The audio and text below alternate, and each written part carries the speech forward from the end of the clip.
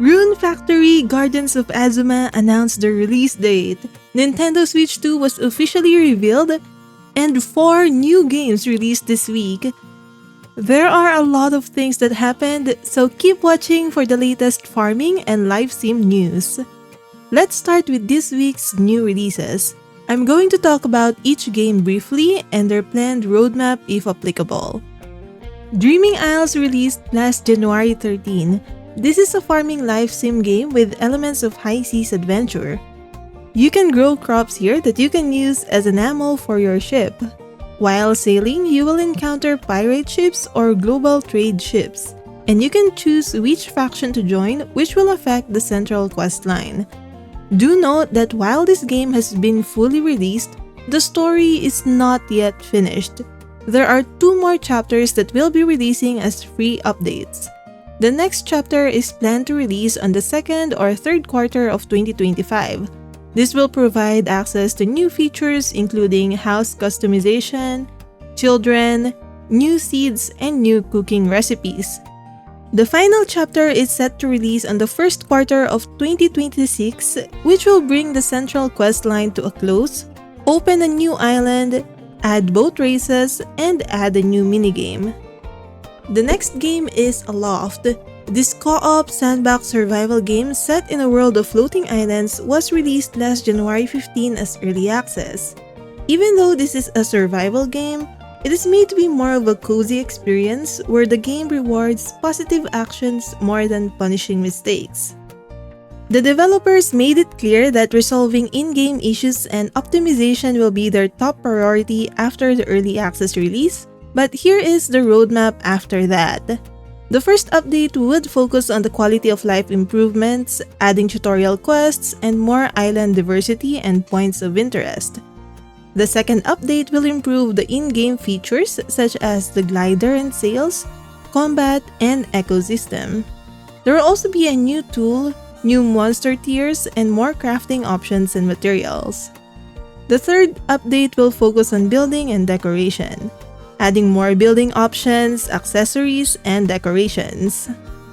Then the final planned update is for adding new features in the game like a compass, animal reproduction, critters, insects, and beekeeping, life trees, in-game character customization, new biome and playable areas, and emotes and social interactions.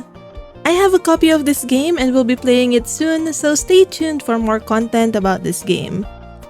If you want a game with a much slower pace, Harvest Hills also released last January 15. This is a very simple and easy game where you manage a plot of land, cultivate various crops, take care of animals, and produce homemade products. Then you can sell these goods in the local market to earn money and use it to upgrade or automate the farm. The controls are very simple and easy to understand. And while you have the option to speed up the time in the game, there were still some moments where I was left waiting for my crops to grow so I can earn money to do more. It is really a mindless and simple game that can get repetitive and a bit slow, but I had a relaxing time playing it. Last on the list for this week's releases is Skystead Ranch. This is a cozy creature collector where you explore and terraform your very own sky island and find all these cute and mystical creatures called skylets. This game was released on Steam and Epic Games on the 17th of January, and it will be releasing on the Nintendo Switch around March this year. The main gameplay loop here is transforming the barren island into a better one to find and attract skylets, taking care of those skylets to earn money, and using that money to upgrade the island even more. When you first see the skylets, they will be colored gray, and once you make them fully happy, they will transform to show their true colors, which I think is adorable. The developers plan to make even more content in the game like new skylets and areas, as well as some seasonal events. If you want to know more about this game, I made a video showcasing the gameplay and what I liked and disliked about the game, and I will link that down below. Now let's talk about the game I am really excited for. Rune Factory Gardens of Azuma, one of the most anticipated farming sim games of 2025, finally announced that the game will release on May 30, 2025.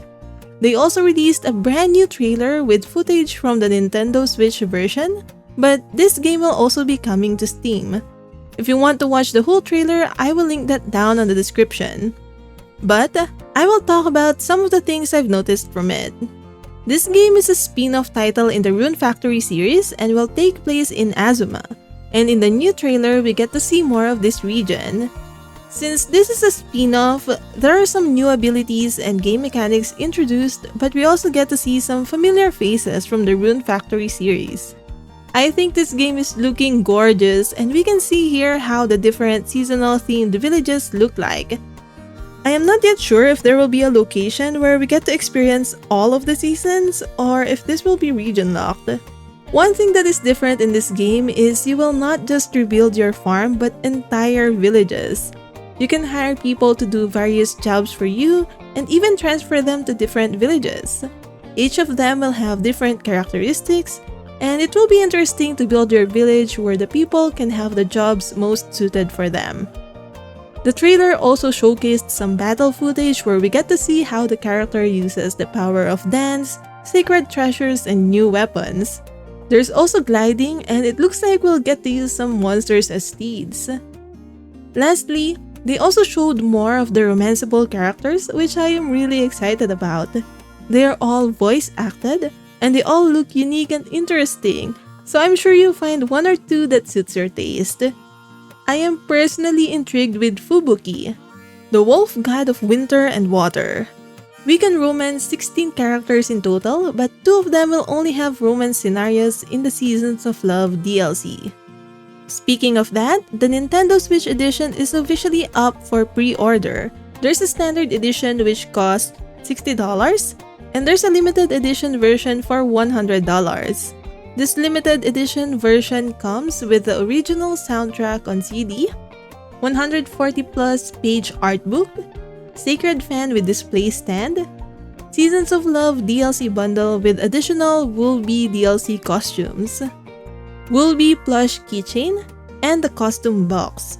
As much as I love my Nintendo Switch, I am planning to buy this game on Steam since I spend most of my gaming time here now. But let me know if anyone is going to pre-order this for the Switch. It is not yet clear if the game will also be releasing for the Nintendo Switch 2, which was also officially unveiled this week. We don't know much about the technical details of it, but the trailer shows some of the design improvements for the console, like a better way to connect Joy-Cons and a better tabletop stand. We should know more details about this on the next Nintendo Direct scheduled on April 2, 2025.